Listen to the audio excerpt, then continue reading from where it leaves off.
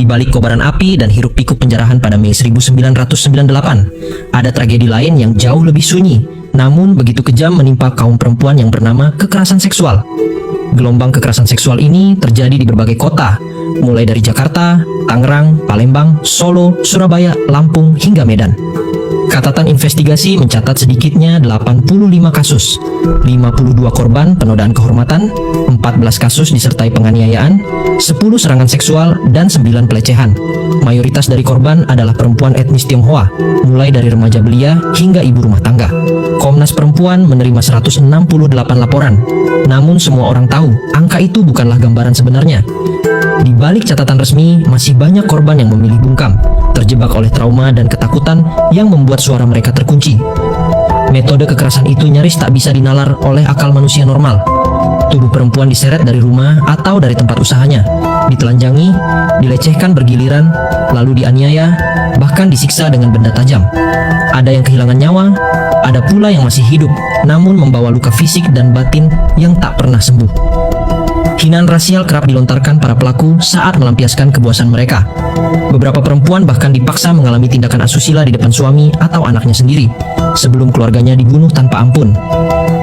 Laporan tim gabungan pencari fakta menggambarkan bentuk kekerasan para pelaku, yaitu penodaan dengan cara keji, penyiksaan, hingga mutilasi. Bayangan yang nyaris tak sanggup dituliskan, apalagi dibayangkan. Tidak heran, tragedi ini kemudian dikenal luas sebagai kejahatan kemanusiaan yang terlupakan.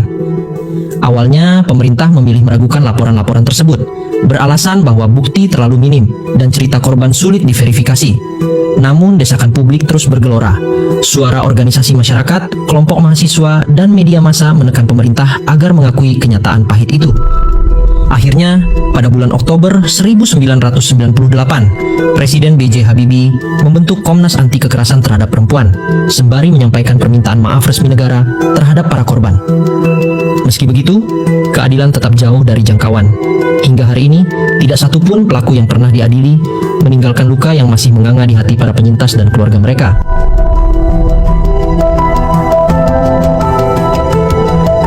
Hari Jumat tanggal 15 Mei, Jakarta mulai bernafas lebih tenang. Patroli militer digelar, jam malam de facto diberlakukan, dan warga memilih berdiam di rumah. Jalanan lengang, pusat usaha menutup pintu, suasana mencekam. Di tengah keheningan itu, Soeharto pulang dari kunjungan ke Mesir dan langsung menggelar rapat bersama petinggi militer. Ia menegaskan tidak akan mundur, meski laporan korban jiwa dan kisah-kisah tragis mulai bermunculan, memperlihatkan betapa dalamnya luka bangsa. Namun, keadaan genting masih berkecamuk. Hari-hari berikutnya justru menjadi penentu arah sejarah. Tanggal 18 Mei, ribuan mahasiswa berhasil menembus barikade dan menduduki gedung MPR atau DPR. Tidak ada peluru yang ditembakkan, aparat memilih menahan diri. Spanduk besar bertuliskan "Soeharto mundur" berkibar di atap parlemen, menjadi simbol yang segera menyebar ke seluruh layar televisi dan menguatkan keyakinan bahwa rezim Orde Baru berada di ujung tanduk. Pada hari yang sama, Ketua MPR Harmoko, yang selama ini dikenal paling setia pada Soeharto, mendadak berbalik arah dengan menyerukan agar Presiden mengundurkan diri demi persatuan bangsa. Ucapan itu bagai palu terakhir yang menghantam posisi Soeharto. Keesokan harinya, tanggal 19 Mei, Soeharto berusaha mencari jalan keluar dengan mengundang tokoh-tokoh Islam, yang diantaranya adalah Gus Dur, Nurholis Majid, dan Kiai Ali Yafi. Namun, suara yang datang dari mereka justru senada dengan rakyat. Di sisi lain, dari dalam kabinet tekanan semakin kuat.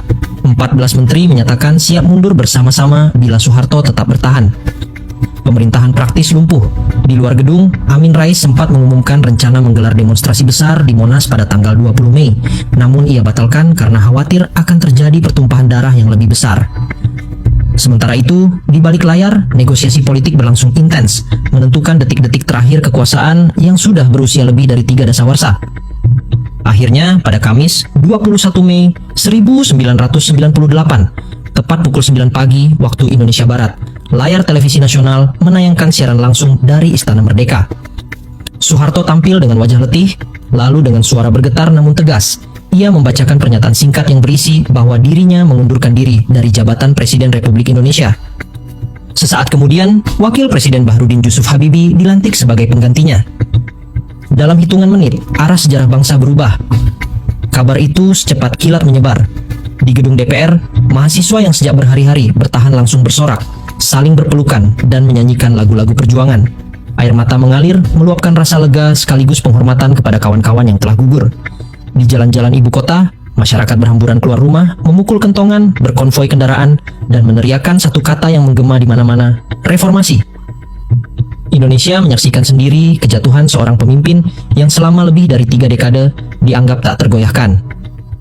Namun di balik sorak kegembiraan itu, refleksi pahit tak bisa dihindari. Kejatuhan Soeharto bukan sekadar akhir sebuah rezim, melainkan tanda betapa mahalnya harga yang harus dibayar.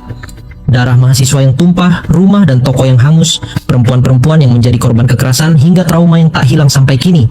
Semua menjadi pengingat bahwa reformasi lahir bukan dari pesta, melainkan dari luka. Sejarah mencatat, bangsa ini pernah diguncang sampai ke akar, dan hanya dengan keberanian rakyatlah sebuah tembok kekuasaan akhirnya runtuh.